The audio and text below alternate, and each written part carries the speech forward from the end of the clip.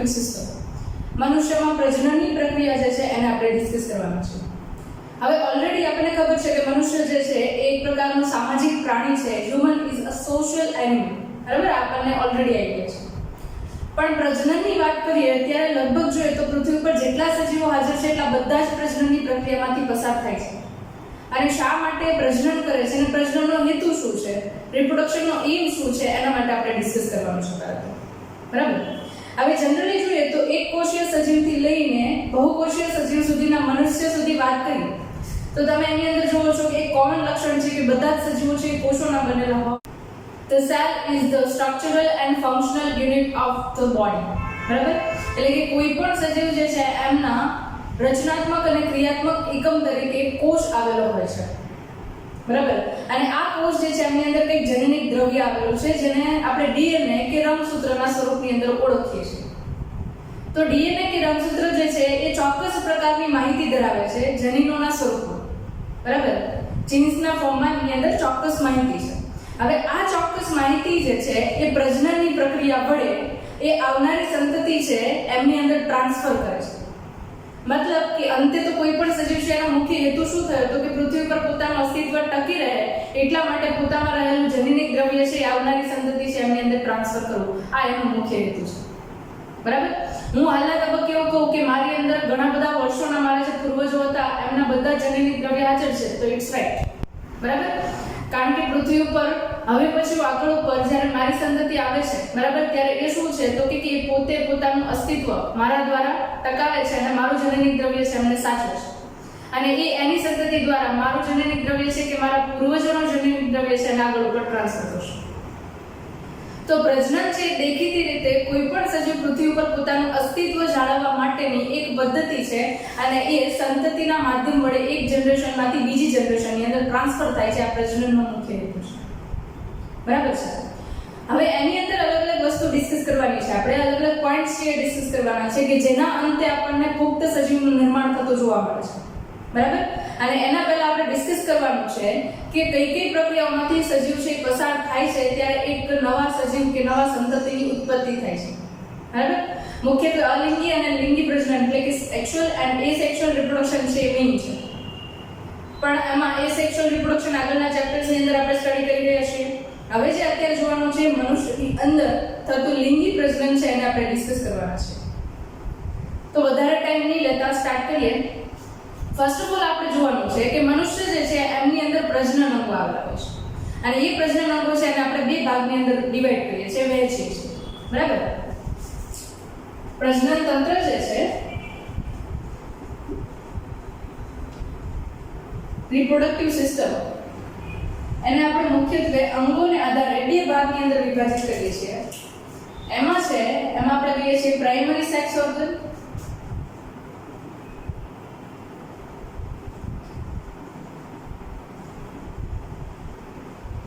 એટલે કે પ્રાથમિક લિંગી અંગો અને બીજા જે છે આપણે કહીએ છીએ સેકન્ડરી સેક્સ ઓર્ગન્સ. એટલે અહીંયા આગળ આવશે પ્રાથમિક અંગો, પ્રજનન અંગો અને બીજું જે અહીંયા આવશે એ કયું છે તો કે દ્વિતીય પ્રજનન અંગો. સૌથી પહેલા આપણે વાત કરવાની છે પ્રાથમિક પ્રજનન અંગ કોને કહીએ છીએ અને શા માટે કહીએ છીએ. તો કે નર હોય તો એમની અંદર પ્રાથમિક પ્રજનન અંગ તરીકે શુક્રપિંડ આવેલા હશે અને જો માતા હશે તો એમની અંદર પ્રાથમિક પ્રજનન અંગ તરીકે ઓવરી એટલે કે અંડપિંડ આવેલું હશે. બરાબર, તો અહીંયા પર લખીએ આપણે મેલ હોય એટલે કે નર હોય તો એમની અંદર શું હશે તો કે ટેસ્ટિસ, એને આપણે કહીએ છીએ શુક્રપિંડ. બરાબર, અને જો ફિમેલ હોય એટલે કે માતા હોય તો એમની અંદર આવશે ઓવરી એટલે કે અંડપિંડ જે છે એ મુખ્ય પ્રજનન અંગ તરીકે આવેલું છે. હવે આ બંનેને મુખ્ય શા માટે કહીએ છીએ તો આપણે હમણાં જ વાત કરી કે પ્રજનનની પ્રક્રિયા છે એનો મુખ્ય હેતુ શું સંતતિ ઉત્પન્ન કરવું. સંતતિ કોના વડે ઉત્પન્ન થાય છે જ્યારે અંડકોષ અને શુક્રકોષ એ બંને એકબીજા સાથે ભેગા થાય છે ત્યારે એ પ્રક્રિયા દરમિયાન આપણને સંતતિનું નિર્માણ કરે એવો સૌથી પહેલો કોષ એટલે કે ઝાયગોટ ફલિતાંડનું નિર્માણ થતું જોવા મળે છે. અને અંડકોષ જે છે એ અંડપિંડમાંથી ઉત્પન્ન થાય છે અને શુક્રકોષ જે છે એ શુક્રપિંડમાંથી ઉત્પન્ન થાય છે, એટલે મુખ્ય કોષોને ઉત્પન્ન કરતા અંગોને આપણે મુખ્ય પ્રજનન અંગો તરીકે ઓળખીએ છીએ. બરાબર? તો અહીંયા આપણો શુક્રપિંડ છે એ શું ઉત્પન્ન કરશે? તો કે સ્પર્મ એટલે કે શુક્રકોષ. એ જ રીતે અંડપિંડ એટલે કે ઓવરી જે છે એ પ્રોડ્યુસ કરશે ઓવમને એટલે કે અંડકોષ. એટલા માટે આપણે પ્રાથમિક પ્રજનન અંગો અથવા તો પ્રાથમિક કોષો તરીકે ઓળખીએ છીએ. બરાબર? બીજું જે છે સેકન્ડરી સેક્સ ઓર્ગન. તો આની અંદર જોઈએ તો નર જે છે એની અંદર ઘણી બધી નલિકાઓ આવશે. બરાબર? નર છે એની અંદર ગૌણ અથવા તો દ્વિતીય પ્રજનન અંગો તરીકે કોણ આવશે? તો કે એસેસરી રિપ્રોડક્ટિવ ડક્ટ્સ એટલે કે નલિકાઓ, ગ્રંથિઓ અને એક્સટર્નલ જેનાઇટલી એટલે કે બાહ્ય જનનાંગો. એ જ રીતે અહીંયા આગળ અંડપિંડ છે. બરાબર? એ મુખ્ય અંગ છે.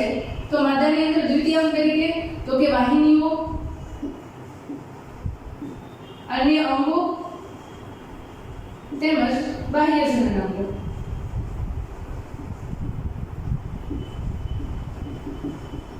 બરાબર? આ જે છે એ તમને દ્વિતીય અથવા તો ગૌણ જાતીય અંગો તરીકે ઓળખાય છે. હવે નલિકાઓની વાત કરીએ તો વાસ ડેફરન્સ. બરાબર? એટલે કે શુક્રવાહિની, અધિવૃષણ નલિકા એટલે કે એપિડિડાયમિસ. એના પછી જુઓ તો આગળ ઉપર ઇજેક્યુલેટરી ડક્ટ, સ્ખલન નલિકા અને એના પછી યુરેથ્રા એટલે કે મૂત્રજનન માર્ગ. આ જે છે એસેટરી ડક્ટ થઈ ગઈ અથવા તો સહાયક પ્રજનન અંગો થઈ ગયા અથવા તો ગૌણ પ્રજનન સહાયક અંગો થઈ ગયા.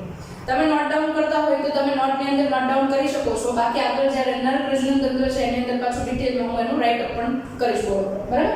ગ્રંથિઓ તરીકે જો તો પ્રોસ્ટેટ ગ્રંથિ, બલ્બોયુરેથ્રલ ગ્રંથિ એટલે કે કોપર્સ ગ્લેન્ડ અને એના પછી જોઈએ તો પ્રોસ્ટેટ ગ્રંથિ. બરાબર? એ ગ્રંથિ તરીકે આગળ આવશે. બાહ્ય જનનાંગો તરીકે શીર્ષના એટલે કે પેનિસ જે છે એ બાહ્ય પ્રજનન અંગ તરીકે આગળ આવશે. એ જ રીતે વાહિનીઓમાં અંડવાહિની એટલે કે ફેલોપિયન ટ્યુબ. અંગો તરીકે જુઓ તો એની અંદર ખાસ કરીને ગર્ભાશય કે જેની અંદર બાળક છે 9 મહિના સુધી 280 દિવસ સુધી વિકાસ પામે છે. બરાબર? અને બાહ્ય જનનાંગો તરીકે મોન્સ પ્યુબિસ, બરાબર, ક્લિટોરિસ એટલે કે યુરેથ્રા. બરાબર? આ બધા જે છે એ તમને બાહ્ય જનનાંગો તરીકે જોવા મળશે, જેના વિશે ડિટેલ સ્ટડી પાછા આગળના લેક્ચર્સની અંદર કરીશું. પણ આ પ્રાઇમરી બેઝ ઉપર તમને આ બધી ઇન્ફોર્મેશન અને આ વર્ડ્સ તમને ખબર હોવા જોઈએ, જેના માટે આપણે આ ડિસ્કશન કરીશું. બરાબર? તો આના આધારે આપણને એટલો તો આઈડિયા આવી ગયો કે નર હોય કે માદા હોય એમની અંદર મુખ્ય અને ગૌણ પ્રજનનિક અંગો કયા કયા છે. બરાબર? હવે સેકન્ડલી આપણે ડિસ્કશન કરવાનું છે સેક્સ્યુઅલ ડાયમોર્ફિઝમ. એટલે કે બહારથી કેવી રીતે ખબર પડે કે કોઈ પણ પ્રાણી છે નર છે કે માદા છે. ખાસ કરીને આપણે જ્યારે સસ્તન પ્રાણીઓ છે, મેમલ્સ એનિમલ છે એના માટે વાત કરીએ છીએ ત્યારે એમાં તો બહુ ક્લિયર ઇન્ડિકેશન્સ છે કે આ પ્રાણી જે છે એને નર કહેવાય અને આ પ્રાણી જે છે એને માદા કહેવાય. તો થોડા કેરેક્ટર્સ છે એ પણ ડિસ્કસ કરી લઈએ કે કેવી રીતે હોર્મોનલ ચેન્જીસ છે એ પ્યુબર્ટીના સ્ટેજ પર તમને ઘણા બધા ચેન્જીસ દેખાડે છે.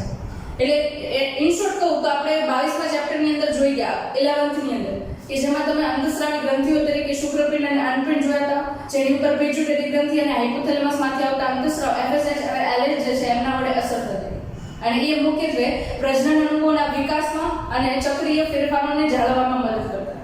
બરાબર? તમે વિડિયો ન જોયા હોય તો એ અવેલેબલ છે ઓલરેડી ચેનલ ઉપર, તમે જોઈ શકો છો, રિવિઝન કરી શકો છો અથવા તો લર્ન પણ કરી શકો છો. બરાબર?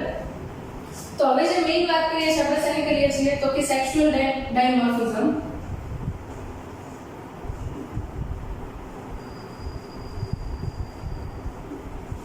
સેક્સ્યુઅલ ડાયમોર્ફિઝમ એટલે લિંગ ભેદ એવું કહી શકીએ. બરાબર? એટલે કે બાહ્ય લક્ષણોને આધારે આપણે નક્કી કરી શકીએ કે આપેલ પ્રાણી જે છે અથવા તો આપણને જે દેખાય છે પ્રાણી નર છે કે માદા છે. બરાબર? ઓકે. હવે આની અંદર ફર્સ્ટ ઓફ ઓલ વાત કરીએ તો કેટલાક લક્ષણો છે એને આપણે ડિસ્કસ કરીએ. સૌથી પહેલું લક્ષણ છે હેર એટલે કે વાળ. હવે આ પોઈન્ટ્સ પણ હું લખતી નથી, તમે લોકો નોટ ડાઉન કરતા હોય તો લખી શકો છો. બરાબર? પહેલી વાત કરીએ આપણે વાળ, હેર. બરાબર? મેલની અંદર તમે જુઓ તો એ તમને દાઢીના વાળ છે, બિયર્ડ મેન. બરાબર? આની સાથે સાથે મૂછ જે છે એ પણ તમને જોવા મળશે. તો એ જે છે એ ક્લિયર ઇન્ડિકેશન છે કે આ પ્રાણી છે નર છે. જ્યારે એની કમ્પેરિઝનમાં ફિમેલ જુઓ તો એની અંદર આ ચીક હેર્સ પ્રેઝન્ટ નહીં હોય. બરાબર? એટલે ગાલ ઉપર કોઈ પણ પ્રકારે દાઢી જેવા વાળ જોવા મળશે અને મૂછોનો વિકાસ જોવા મળતો. એ જ રીતે જોઈએ તો ફિમેલ જે છે એમની સ્કિનને જોઈએ તો એકદમ સોફ્ટ હોય અને ઓછા વાળ ધરાવતી હોય, લેસ હેરી સ્કિન હોય. જ્યારે મેલ છે એમની સ્કિન જોઈએ તો એકદમ બરછટ હોય, રફ સ્કિન હોય અને સાથે સાથે હાર્ડ હેર્સ હોય, એટલે કે એમની સ્કિન ઉપર વધારે પ્રમાણમાં વાળ આવેલા હોય. બરાબર છે. બીજી વસ્તુ મસલ્સ એટલે કે સ્નાયુઓને લઈને વાત કરીએ તો નર જે છે એમની અંદર સ્નાયુ જે છે એકદમ વધારે વિકાસ પામેલા હોય, જ્યારે માદા જે છે એટલે કે ફિમેલ જે છે એમની અંદર મસલ ડેવલપમેન્ટ છે ઓછું છે, એટલા બધા વધારે પ્રમાણની અંદર વિકાસ થયેલો જોવા મળશે નહીં. બરાબર. એના પછી વાત કરીએ ચયાપચયની પ્રક્રિયા માટે. તો તમે જુઓ તો નર પ્રાણીઓ જે છે એમની અંદર ચયાપચયની પ્રક્રિયા છે કેવી જોવા મળશે? થોડી વધારે પ્રમાણમાં જોવા મળશે. લગભગ 1600 કિલો કેલરી પર ડે એ યુઝ કરતા હોય છે. જ્યારે ફિમેલ જે છે એમની અંદર ચયાપચય દર જોઈએ તો કેવો હોય? ઓછો હોય, જેની અંદર લગભગ 1520 kilo calorie per day use થતું હોય એવું તમને જોવા મળે. બરાબર. એટલે ચયાપચયની દ્રષ્ટિએ મેટાબોલિક પ્રોસેસ જે છે એમને લઈને પણ એમની અંદર તમને ફેરફારો જોવા મળશે. ઓકે. આના ઉપરાંત જોઈએ તો આપણી જે સ્કિન છે એની અંદર પણ ડિફરન્સ હોય. મેલ જે હોય એમની સ્કિન છે બરાબર, એમાં આપણે જોઈએ તો ત્વચાની નીચે ચરબીનું આવરણ હોય. બરાબર. અને એ ચરબીનું આવરણ જે છે લગભગ મેલની અંદર જુઓ તો ઓછું હોય છે, જ્યારે ફિમેલની અંદર એ લેયર જે છે થોડું વધારે જાડું હોય અને ખાસ કરીને ચહેરા ઉપર એ શેપ આપશે ફિમેલને પર્ટિક્યુલર ફિમેલ ફીચર્સ માટે. બરાબર. એના પછી આપણે વાત કરીએ તો વોઇસ માટે વાત કરીએ, અવાજ માટે વાત કરીએ. મેલ જે છે એમની અંદર વોકલ બોક્સ એટલે કે સ્વર પેટી જે છે એ ઉપસે છે અને નેક જે છે એમનીથી બહાર આવીને તમને જોવા મળે છે. અંતસ્રાવની અસરના કારણે એમનો અવાજ જે છે લો પિચ વોઇસ એટલે કે એકદમ ધીરો અવાજ બને છે. બરાબર. જ્યારે ફિમેલની અંદર જોઈએ તો અવાજ જે છે તીણો બને છે, હાઈ પિચ વોઇસ કહેવાય. બરાબર. અવાજ છે તમને તીણો જોવા મળે છે. હવે એની સાથે સાથે વાત કરીએ તો મેમરી ગ્લેન્ડ એટલે કે સ્તન ગ્રંથિ માટે વાત કરીએ તો નરની અંદર સ્તન ગ્રંથિનો વિકાસ થતો નથી, જ્યારે માદાની અંદર ફિમેલ હોર્મોન્સને લઈને માદા જાતીય અંતસ્રાવને લઈને સ્તન ગ્રંથિનો વિકાસ થતો જોવા મળે છે, જે આગળ પર બેબી આવે છે એને નરિશમેન્ટ માટે યુઝફુલ થાય છે. બરાબર. ઓકે. નેક્સ્ટ એના પછી વાત કરીએ તો શોલ્ડર્સ છે એના માટે વાત કરીએ. મેલ જે છે એમના શોલ્ડર એકદમ બ્રોડ હશે એટલે કે પહોળા દેખાશે, જ્યારે ફિમેલ છે એમના શોલ્ડર્સ છે એટલા બધા બ્રોડલી ડેવલપ થતા નથી, એટલો વધારે પ્રમાણમાં વિકાસ થતો હોય. બરાબર. તો એક્ઝેક્ટલી તમે કોઈ પણ મેલને વિઝ્યુઅલાઇઝ કરો આ કેરેક્ટર સાથે તો તમને એક્ઝેક્ટ આઈડિયા આવી જાય કે આ જે કોઈ પણ એનિમલ જોઈએ છે આપણે એ કોણ છે, મેલ છે કે ફિમેલ છે. બરાબર. તો જ્યારે બાહ્ય લક્ષણોને જોઈને આપણને ખબર પડે છે કે આ પ્રાણી છે એ નર છે અને આ પ્રાણી માદા છે, તો એ લક્ષણોને આધારે આપણે એને બાહ્ય લિંગ ભેદ એટલે કે સેક્સ્યુઅલ ડાયમોર્ફિઝમ કહીએ છીએ. બરાબર. અને આ કેરેક્ટર્સને લઈને હું અહીંયા આગળ એક વસ્તુ કહી શકું તમને કે મનુષ્ય જે છે એ એકલિંગી પ્રાણી છે, યુનિસેક્સ્યુઅલ ઓર્ગેનિઝમ. બરાબર. એટલે કે માત્ર ને માત્ર એક સજીવ છે એટલે કે નર પ્રાણી છે તો એની અંદર માત્ર નર પ્રજનન તંત્ર હાજર હશે, જો માદા હશે તો એની અંદર માત્ર માદા પ્રજનન તંત્ર હાજર હશે. બાકી ડિસઓર્ડર્સ છે ઘણા બધા હોઈ શકે. 3 X ક્રોમોઝોમ પ્રેઝન્ટ હોય, 2 X ક્રોમોઝોમ અને Y ક્રોમોઝોમ પ્રેઝન્ટ હોય, ક્લાઇનફેલ્ટર સિન્ડ્રોમ, ટર્નર સિન્ડ્રોમ, આ બધા છે પાછા આગળના લેક્ચર્સ છે ચેપ્ટર્સ આવશે ત્યારે પાછા આપણે ડિસ્કસ કરીશું. બરાબર. નોર્મલ જે હ્યુમન બીંગ છે એની અંદર એકલિંગી પ્રાણી હોય તો માત્ર નર પ્રજનન તંત્ર નરની અંદર અને માદા પ્રજનન તંત્ર માત્ર માદાની અંદર હોય છે. બરાબર. એટલે યાદ રાખીશું કે એકલિંગી પ્રાણી તરીકે મનુષ્ય જે છે એ પ્રજનન અંગો ધરાવે છે. આઈ થિંક અહીંયા સુધીનું તમને લોકોને ક્લિયર છે. હવે આગળ આપણે વાત કરીએ કે આપણે જે રિપ્રોડક્ટિવ સિસ્ટમ કહીએ છીએ, પ્રજનન તંત્ર કહીએ છીએ, એની અંદર તબક્કાઓ કયા કયા છે, એ ફેઝિસ કયા કયા છે.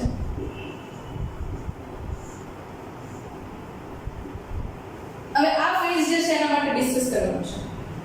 હવે જ્યારે આપણે વાત કરીએ છીએ ત્યારે નર અને માદા પુખ્તાવસ્થાએ પહોંચે છે. સૌથી પહેલા આપણે વાત કરીએ તો માતાના ગર્ભાશયની અંદર બાળક ધીરે ધીરે કરતા એનો વિકાસ થાય, વિકાસ થઈને બાળકનો જન્મ થાય, જન્મ થાય એટલે બાળકના વિકાસની પ્રક્રિયા ચાલુ થાય છે. પહેલા બાળક છે એ બાલ્યાવસ્થામાં હોય, ચાઇલ્ડહુડમાં હોય. બરાબર. એના પછી પ્યુબર્ટી સ્ટેજ પુખ્તાવસ્થાએ પહોંચે છે, એના પછી ધીરે ધીરે કરતા વૃદ્ધત્વ તરફ એટલે કે જીર્ણતા તરફ પ્રયાણ કરે છે અને ધીરે ધીરે કરતા એનું મૃત્યુ થાય છે. આખું સ્ટેબલ સ્ટેજ હોય છે કોઈ પણ હ્યુમન બીંગની લાઈફ જોઈએ તો. બરાબર. હવે એની અંદર ખાસ કરીને આપણે વાત કરવાની છે કે બેબી જે છે એનું ડેવલપમેન્ટ કેવી રીતે થાય છે ત્યાંથી વાત કરવાનું છે. એટલે કે પહેલો કોષ જે છે એટલે કે અંડકોષ અને શુક્રકોષ બનવાની પ્રક્રિયા છે ને ત્યાંથી પ્રજનનની પ્રક્રિયા છે એક્ઝેક્ટલી ચાલુ થઈ ગઈ છે. બરાબર. અને એના માટે આપણે પહેલા ડિસ્કશન છે એ સ્ટાર્ટ કરીએ. સૌથી પહેલો તબક્કો જે છે એમને આપણે નામ આપીએ છીએ ગેમેટોજેનેસિસ. ગેમેટોજેનેસિસ એટલે જન્યુ જનન, અથવા તો એવું કહી શકીએ જન્યુઓનું નિર્માણ. તો જ્યારે ગેમેટોજેનેસિસની વાત કરીએ છીએ ત્યારે એ બે રીતે આપણે વહેંચી શકીએ. પહેલું તો હું તમને એ તરીકે સ્પર્મેટોજેનેસિસ એટલે કે શુક્રકોષ જનન, એને કહીશું આપણે શુક્રકોષ જનન. હવે નામ ઉપરથી જ આઈડિયા આવી જાય કે અહીંયા જો શુક્રકોષનું નિર્માણ થાય છે તો એ પ્રક્રિયાને આપણે કહીશું શુક્રકોષ જનન. બરાબર, સ્પર્મ ડેવલપમેન્ટ થાય છે એટલા માટે એને સ્પર્મેટોજેનેસિસ એવું નામ આપીએ છીએ. એવી જ રીતે બી તબક્કા તરીકે અહીંયા આપણે તમને હાઇલાઇટ કરીને આપું તો હું કહીશ ઉજીનેસિસ એટલે કે અંડકોષ જનન. આના ઉપર પણ ખ્યાલ આવી જાય કે જે પ્રક્રિયા દરમિયાન અંડકોષનું નિર્માણ થાય છે, ઓવમનું નિર્માણ થાય છે, એ પ્રક્રિયાને આપણે કહીશું ઉજીનેસિસ અથવા તો અંડકોષ જનન. હવે એક વસ્તુ ખાસ યાદ રાખી અહીંયા કે અંડકોષ અને શુક્રકોષ આ બંને જે છે એ મિયોસિસ એટલે કે અર્ધીકરણની પ્રક્રિયાના અંતે નિર્માણ પામે છે. બરાબર, એટલે બંને કોષો કેવા હશે તો કે n નંબર ઓફ ક્રોમોસોમ ધરાવતા હોય એવા હશે. અને અર્ધીકરણની પ્રક્રિયા છે તમે ચેપ્ટર નંબર 10 સ્ટાન્ડર્ડ 11 ની અંદર તમે જોઈ લેશો. બરાબર, જેની અંદર તમે જુઓ છો કે રંગસૂત્રોની સંખ્યા છે એ પિતૃકોષની અંદર હોય એના કરતાં અડધી થઈ જાય છે, એટલા માટે આપણે એને અર્ધીકરણ કહીએ છીએ અથવા તો એને રિડક્શન ડિવિઝન કહેવાય છે. બરાબર, રિડક્શન એટલે ઘટાડો થવાની પ્રક્રિયા. તો એના અંદર આપણે એને રિડક્શન ડિવિઝન અથવા તો શું કહીએ છીએ અર્ધીકરણની પ્રક્રિયા. અને અહીંયા આપણે મને બંને કોષો મળે છે, શુક્રકોષ અને અંડકોષ અર્ધીકરણની પ્રક્રિયા. બરાબર, શુક્રકોષ જનનની પ્રક્રિયા શુક્રપિંડમાં થશે અને અંડકોષ જનનની પ્રક્રિયા છે એ તમને અંડપિંડમાં થતી જોવા મળશે. બરાબર, હવે એના પછીનો જે તબક્કો છે, બીજો તબક્કો છે, એના માટે વાત કરીએ. ગેમેટોજેનેસિસની પ્રક્રિયા થઈ જાય એના પછી ઇજેક્યુલેશનની પ્રોસેસ આવે.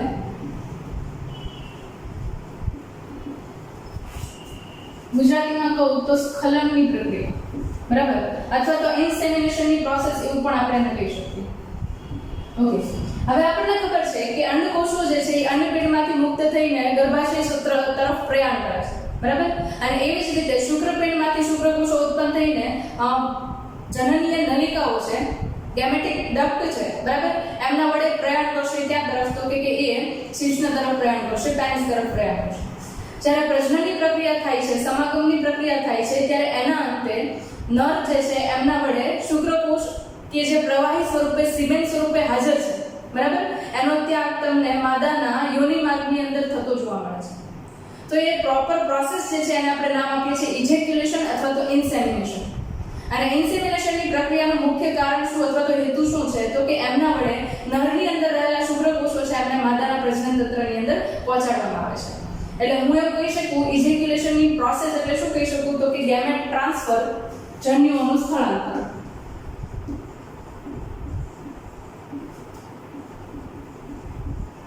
આપણે એવું કહીશું, રાઈટ. નેક્સ્ટ એના પછીનો તબક્કો છે એને આપણે કહીએ ફલનની પ્રક્રિયા, ફર્ટિલાઇઝેશન. ઓકે, ફલનની પ્રક્રિયા જે છે, ફર્ટિલાઇઝેશનની પ્રક્રિયા છે, એની અંદર આપણે જોઈએ છીએ કે નર વડે ઉત્પન્ન થયેલા શુક્રકોષો ઇજેક્યુલેશનની પ્રોસેસથી માદાના પ્રજનન તંત્ર સુધી પહોંચે છે. અને અહીંયા આગળ ગર્ભાશય ફેલોપિયન ટ્યુબ અંડવાહિની જે છે ત્યાં આગળ તમને અંડકોષો આવે છે. જ્યારે આ બંને કોષો છે એકબીજા સાથે જોડાય છે ત્યારે એક કોષ બનાવે છે જેને આપણે નામ આપીએ છીએ ઝાયગોટ.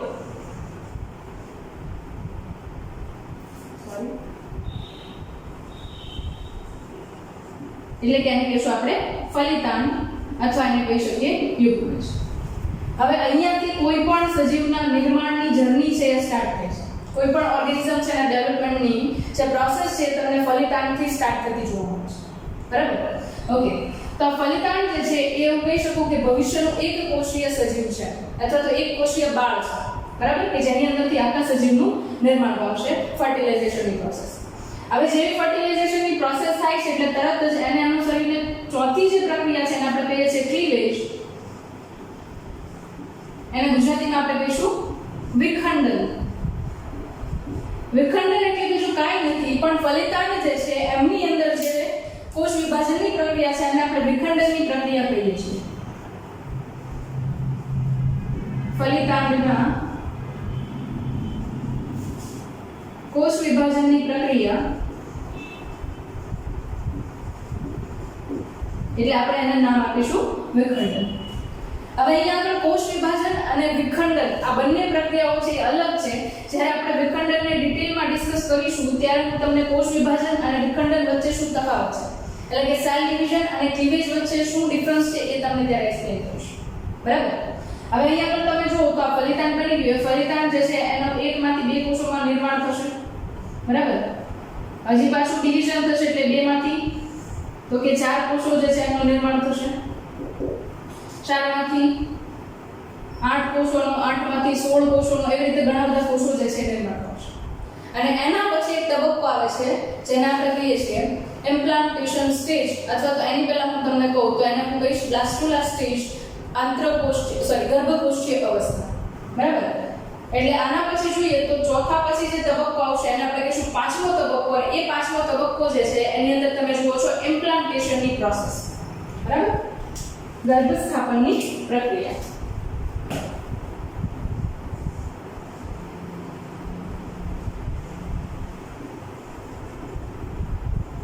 ઇમ્પ્લાન્ટેશન જેને આપણે કહીશું ગર્ભસ્થાપન. ઓકે. હવે અહીંયા મેં તમને કીધું કે ધીરે ધીરે કરતા કોષો જે છે એ વિકાસ પામે છે. અને એ તબક્કા દરમિયાન તમે જુઓ તો અહીંયા આગળ વિભાજનની પ્રક્રિયાના કારણે એક કોષોનો એક સ્તરીય આવરણ બને છે જે વચ્ચેની બાજુએ જગ્યા ધરાવે છે, પોલાણ ધરાવે છે, જેને કહેવાય છે બ્લાસ્ટોસીલ, એટલે કે ગર્ભકોષ્ઠ. અને આ અવસ્થા છે એને આપણે કહીએ છીએ ગર્ભકોષ્ઠીય અવસ્થા, એટલે કે બ્લાસ્ટોસીલ સ્ટેજ અથવા તો એને કહેવાય છે બ્લાસ્ટોસિસ્ટ. હવે આ તબક્કે શું થાય છે તો કે આપણને ખબર છે કે માતાના ગર્ભાશયની દિવાલ જે છે ત્યાં આગળ આ ગર્ભ જે છે એ જોડાવાનું છે. બરાબર. તો ઇન શોર્ટ તો અહીંયા આગળ ધારો કે આ ગર્ભાશય છે.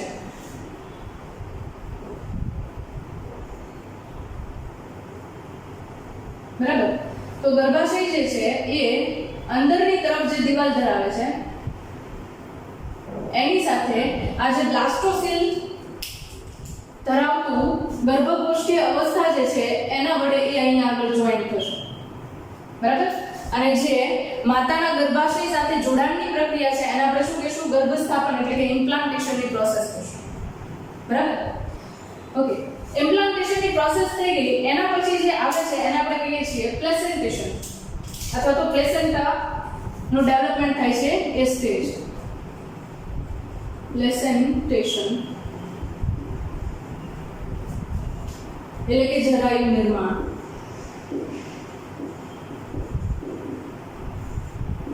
જરાયુ નિર્માણ એ એક સૌથી અગત્યની પ્રક્રિયા છે. હવે જો આ જરાયુ શું છે તો કે એ બાળક અને માતા જે છે બંને વચ્ચે એક પ્રકારનું માધ્યમ છે કે જે બંનેને એકબીજા સાથે કનેક્ટ કરે છે.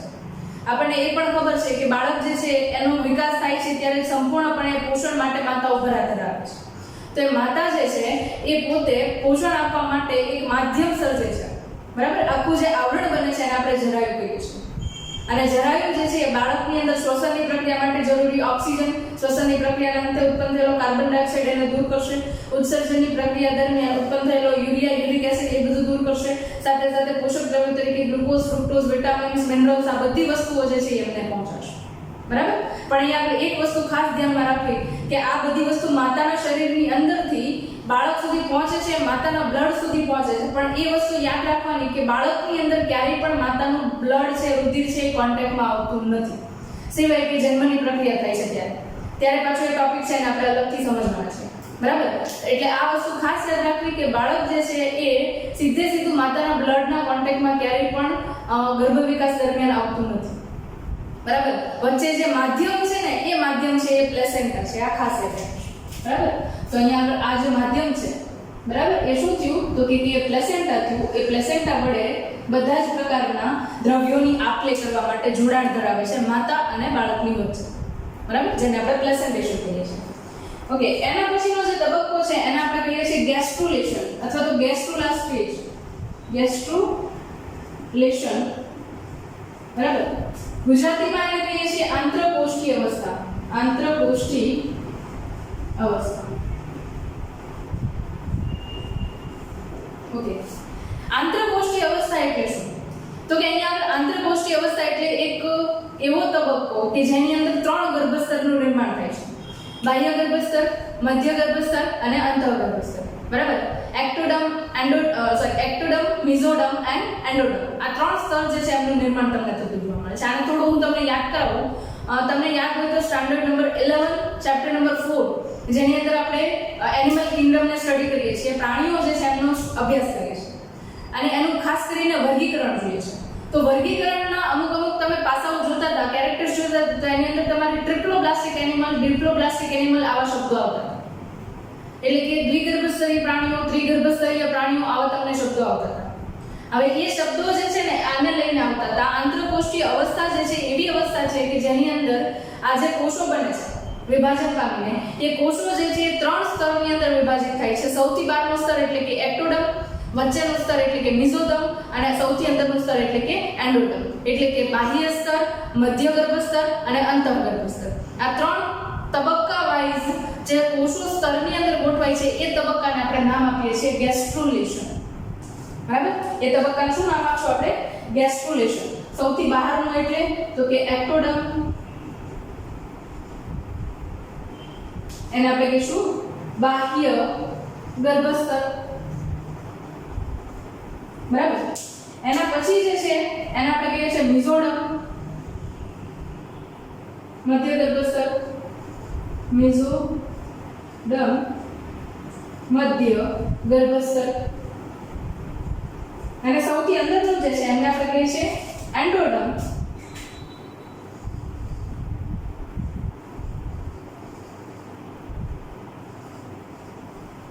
એટલે કે અંતઃ ગર્ભસ્તર. બરાબર. હવે જે પ્રાણીઓની અંદર માત્ર 2 જ સ્તર હતા, એક્ટોડર્મ અને મેસોડર્મ, એટલે કે બાહ્ય ગર્ભસ્તર અને મધ્ય ગર્ભસ્તર, એમને આપણે દ્વિગર્ભસ્તરીય પ્રાણી કહેતા હતા, ડિપ્લોબ્લાસ્ટિક એનિમલ કહેતા હતા. અને જે પ્રાણીઓની અંદર એક્ટોડર્મ, મેસોડર્મ અને એન્ડોડર્મ એટલે કે બાહ્ય, મધ્ય અને અંતઃ ગર્ભસ્તર હાજર હતા, એમને આપણે નામ આપતા હતા ત્રિગર્ભસ્તરીય પ્રાણીઓ, ટ્રિપ્લોબ્લાસ્ટિક એનિમલ. બરાબર છે. તો આના બેઝ ઉપર તમે એને નામ આપતા હતા. હવે ગેસ્ટ્રુલા પીરિયડ છે એ પૂરો થાય એના પછી જે તમે જોવો છો એના આપણે કહીએ છીએ ગેસ્ટેશન પીરિયડ. બરાબર. આગળ વાત કરીએ ગેસ્ટેશન પીરિયડ.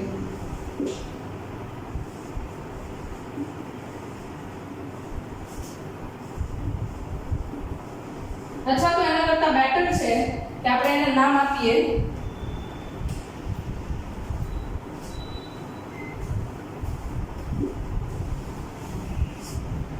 ઓર્ગેનોજેનેસિસ.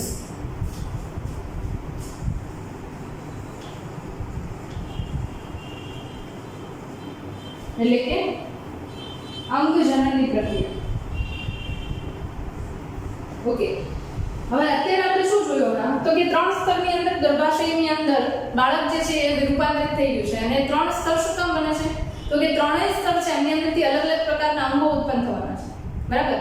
અને એ અંગો ઉત્પન્ન થવા માટે એની આગળ 2 પ્રક્રિયા થવી જોઈએ. એક આકારજનનની પ્રક્રિયા, બરાબર, જેને ઓર્ગેનોજેનેસિસ કહીએ છીએ. બરાબર. અને બીજું આપણે અહીંયા આગળ નામ આપીએ તો એ છે વિભેદનની પ્રક્રિયા, સેલ ડિફરન્સિએશનની પ્રોસેસ. બરાબર. તો અહીંયા આગળ પહેલું કહીએ સેલ ડિફરન્સિએશન. સેલ ડિફરન્સિએશન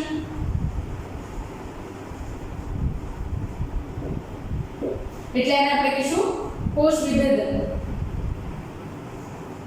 કોષ વિભેદન. અને બીજું કયું કહીએ છીએ આપણે તો કે અહીંયા આગળ આપણે કહીએ છીએ ઓર્ગેનોજેનેસિસ.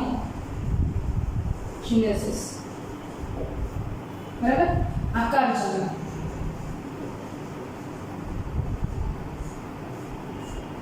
ઓકે. નામ ઉપરથી આઈડિયા છે. સેલ ડિફરન્સિએશન જે છે ને એક બહુ મોટો ક્વેશ્ચન માર્ક છે. હવે તમે અત્યાર સુધી જોયું કે આ બધા કોષો જે છે નિશ્ચિત રીતે પોતપોતાના કાર્ય માટે વિભેદિત નહોતા. બરાબર. વિભેદન થવું એટલે શું તો કે હું એવું કહું કે મારી આંખ છે માત્ર જોવાનું કામ કરે છે તો એ નિશ્ચિત કાર્ય થઈ ગયું કે એ માત્ર જોવાનું જ કામ કરશે, નહીં કે પોતે સ્વાદને ગ્રહણ કરીને નક્કી કરશે કે મને આ ખોરાક છે એનો ટેસ્ટ આવવો છે.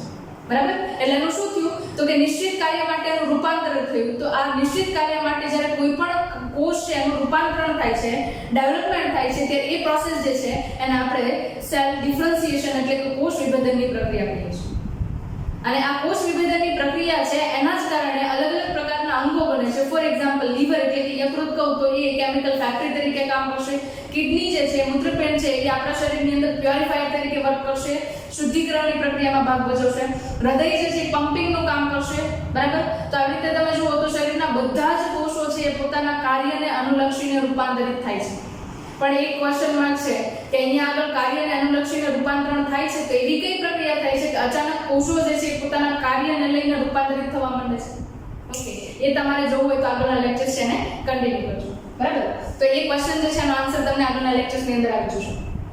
ઓકે, આના કારણે શું થશે તો કે કોષો નિશ્ચિત કાર્ય કરવા માટે રૂપાંતરિત થશે એટલે ચોક્કસ પ્રકારના અંગો છે એમના વિકાસની પ્રક્રિયા ચાલુ થઈ જશે, જે તમે મહિનાઓ વાઇઝ મંથ વાઇઝ અલગ અલગ સ્ટડી કરવાના છો. આગળના લેક્ચર્સમાં પાછા જોઈશું.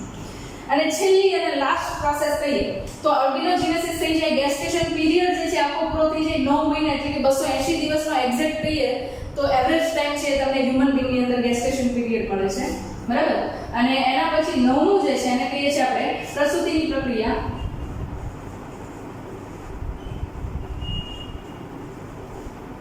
પર્ચ્યુરેશન પ્રોસેસ.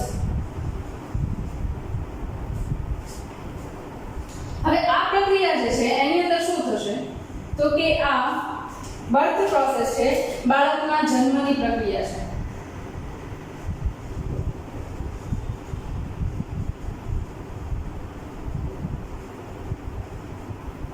જ્યારે સંપૂર્ણ રીતે વિકાસ પામેલું બાળક છે જેના 9 મહિનાનો ગેસ્ટેશન પીરિયડ પૂરો થઈ ગયો છે, ગર્ભસ્થાપનનો તબક્કો પૂરો થઈ ગયો છે, ત્યારબાદ ગર્ભાશય જે છે એમના સ્નાયુઓ વડે સંકોચનની પ્રક્રિયા થશે અને એ સતત બેબીને પુશ આપશે, ધક્કો આપશે, જેના કારણે બર્થ કેનાલ એટલે કે જન્મ નાળ છે એમની અંદરથી બાળકનો જન્મ થશે.